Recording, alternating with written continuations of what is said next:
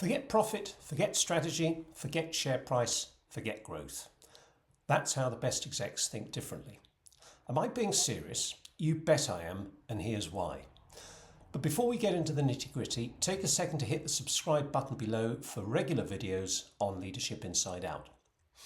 So, the best execs do not chase outcomes like profit and growth because they're too busy doing more important things.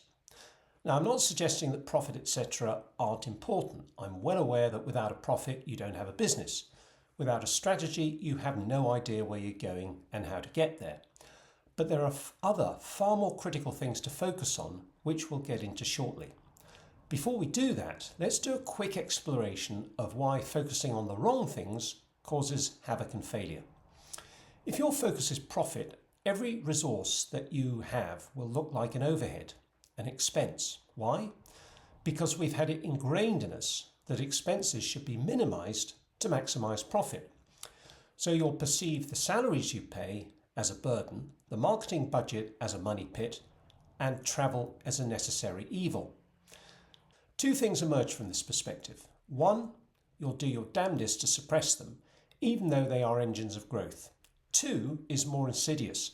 You'll resent the expenditure and create for yourself a mindset of lack and limitation which will permeate everything you do. This is a recipe for failure, even though in reality there is no such thing. If your focus is strategy, you'll be fixated on achieving your strategic objectives. These will have been created and written down in the past, intended to guide you in the future. The problem here is that the future is always changing, never constant. So your strategy will be obsolete as soon as it is agreed.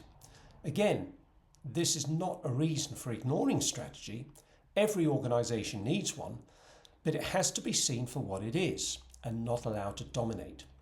Okay, so if we need to avoid these outcomes as overriding priorities, what do the best execs focus on?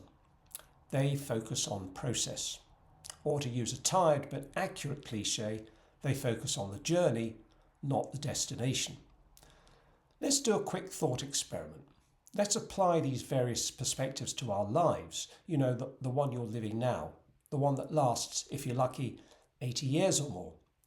If you focus on the process of life, then each moment is just as significant as any other. Every moment is a step on the journey, which over time includes so much contrast and variety, light and dark, pleasure and pain. That journey is constantly bringing you growth, experience and wisdom, if you choose it. But what if you focus on life's outcomes? What if you obsess over achieving the end point, the final outcome? No one in their right minds would wish to bring their inevitable demise forward. Other than some of those experiencing acute and chronic adversity, we all want to live long lives. And don't give me any nonsense about personal legacy. Anything you leave behind will be long forgotten in just a few generations, with a couple of exceptions that might last a few more. So, having established that your priority needs to be the journey, not the destination, the process, not the outcome, what does that look like in practice? What should you make the focus of your attention to be the best executive you can be? Firstly, we need to establish that any organisation is simply a bunch of people doing, hopefully, good stuff for another bunch of people. All activity is by people, for people, through people. People are the beginning and the end of all work, AI or no AI. And if you're wondering about how saving the planet or animal welfare fits into this rule, they only happen because they make the people involved feel good about what they're doing. And that's a wonderful thing. On that simple premise, it should come as no surprise that a prime focus of the best executives is people. It should also come as no surprise that a focus on other people is pretty useless unless you have already achieved a degree of self-awareness and an understanding of how human beings work. This cannot be attained by studying psychology. It can only be reached through the subjective experience of observing your own inner dynamics of thought, feeling, and perception in the moment. And this is the real focus of mindfulness and meditation. When you see your work in terms of people and the self-awareness that goes with it, you are far less likely to judge and condemn, more likely to embrace failures as valuable feedback, and much more likely to attract the best people into your team. Secondly, the organisation needs direction and energy, a vector. As an executive, this vector is your responsibility and manifests as a vision. When that vision aligns with a sense of purpose within your people, it releases energy, inspiration if you like. Now I can hear someone heckling at the back that vision is an outcome, and it kind of is, but kind of isn't. What a vision really is an aspiration held in the imagination, and as such is real and present. You can even write it down and draw a picture of it. The key is to hold it lightly as a preference, not a demand. Both Netflix and Amazon have demonstrated how radically changing their vision was not only wise, but imperative. So by all means, plot your course from A to B, but don't prohibit C when the time comes. The third focus that the best execs pay attention to is culture. This has nothing to do with value statements and motivational posters, both of which do more harm than good. Culture is collective behaviour, no more, no less.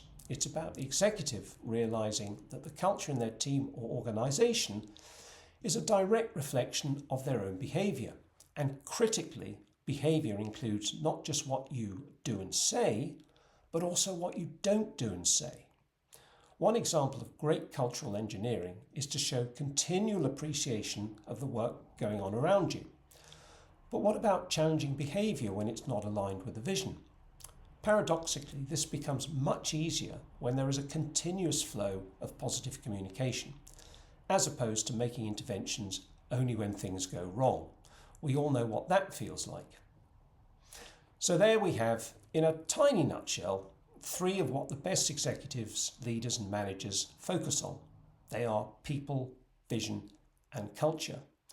The people focus will influence other individuals, but always through your own inner awareness, which will give you immensely valuable insights into other people's behaviour.